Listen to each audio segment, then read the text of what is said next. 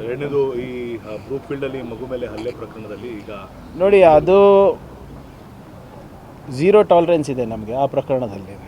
ಈಗಾಗಲೇ ನಮ್ಮ ಇಲಾಖೆ ವತಿಯಿಂದ ಅವ್ರಿಗೆ ಕ್ಲಾರಿಫಿಕೇಷನ್ ಕೇಳಿದ್ದೀವಿ.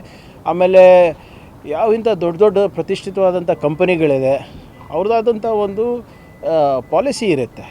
ಇದು ಪಾಲಿಸಿ ಬರೀ ಇಂಡಿಯಾಗೆ ಸೀಮಿತ ಇಲ್ಲ, ಇಡೀ ಅವ್ರದ್ದು ಒಂದು ಗ್ಲೋಬಲ್ ಪಾಲಿಸಿ ಇರ್ತದೆ. ಅದ್ರ ಪ್ರಕಾರ ನಡ್ಕೋಬೇಕು. ಹೇಗೆ ಕ್ರೀಷಸ್ ನಡೆಸಬೇಕು, ಯಾವ ರೀತಿ ನರ್ಸರಿಗಳು ನಡೆಸಬೇಕು, ಡೇ ಕೇರ್ನ ಸೆಂಟರ್ಗಳು ನಡೆಸಬೇಕು, ನಿಮ್ಮ ಇದರಲ್ಲಿ SOPs ಅವ್ರ ಹತ್ರ ಇರುತ್ತೆ. ಅದ್ರ ಪ್ರಕಾರ ಇವರು ವೆರಿಫಿಕೇಷನ್ ಮಾಡಬೇಕಾಗಿತ್ತು, ಬೇರೆ ಬೇರೆ ರೀತಿಯಾದಂಥ ಬ್ಯಾಕ್ಗ್ರೌಂಡ್ ಚೆಕ್ ಮಾಡಬೇಕಾಗಿತ್ತು. ಅದು ಆಗಿಲ್ಲ ಅಂತ ಭಾವಿಸ್ತಾ ಇದ್ದೀನಿ.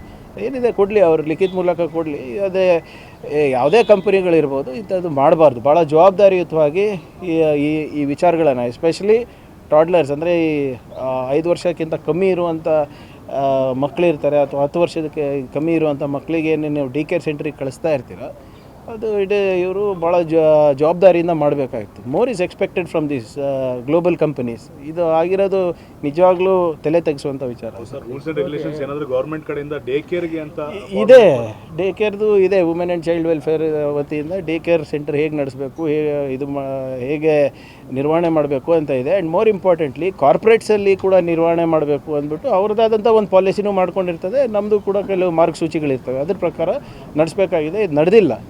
ಅವ್ರಿಗೆ ಕ್ಲಾರಿಫಿಕೇಷನ್ ಕೇಳಿದ್ದೀವಿ, ಲೆಟ್ ದೆಮ್ ಕಮ್ ಅಪ್. ಯಾಕಂದರೆ ಇದು ಬರೇ ಆ ಕಂಪನಿ ಶ್ರೇಯಸ್ಸಿಗೆ ಅಫೆಕ್ಟ್ ಆಗುತ್ತೆ ಅಂತಲ್ಲ, ಅವ್ರಿಗೆ ಧಕ್ಕೆ ಬರುತ್ತೆ ಅಂತಲ್ಲ. ನಮ್ಮ ನಗರದಲ್ಲೂ ನಮ್ಮ ಏನು ಬ್ರ್ಯಾಂಡ್ ಬೆಂಗಳೂರು ಅಂತ ನಾವೇನು ಹೇಳ್ತೀವಿ, ಅದಕ್ಕೂ ಕೂಡ ಧಕ್ಕೆ ಬರುತ್ತಲ್ಲ.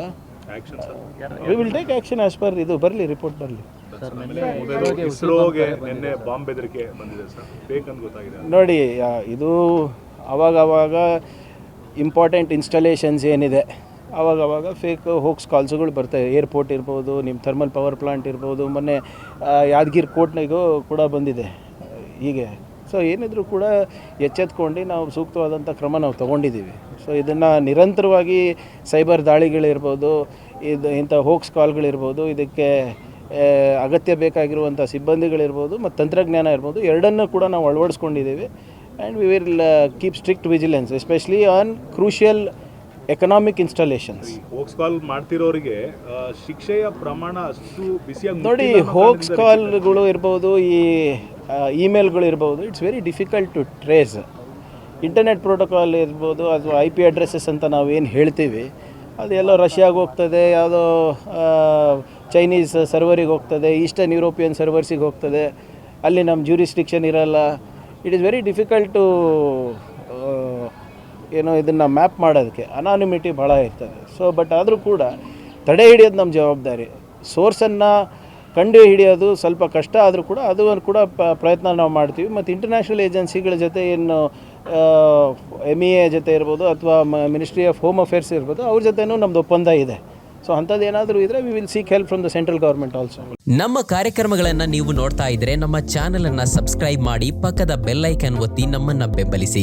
ಹಾಗೆ ನಮ್ಮ ಕಾರ್ಯಕ್ರಮಗಳನ್ನ ಲೈಕ್ ಮಾಡಿ, ಕಮೆಂಟ್ ಮಾಡಿ, ಅದನ್ನ ಬೇರೆಯವರಿಗೂ ವಾಟ್ಸ್ಆಪ್ ಮೂಲಕ ಶೇರ್ ಮಾಡಿ. ನೀವು ಹೀಗೆ ಮಾಡಿದಾಗ ನಮ್ಮ ಚಾನೆಲ್ ಇನ್ನಷ್ಟು ಮತ್ತಷ್ಟು ಜನರಿಗೆ ತಲುಪಲು ನೀವು ನಮ್ಮೊಂದಿಗೆ ಸಹಕರಿಸಿದ ಹಾಗಾಗುತ್ತೆ. ಇದು ನೀವು ಯಾವುದೇ ಖರ್ಚಿಲ್ಲದೆ ಕೆಲವೇ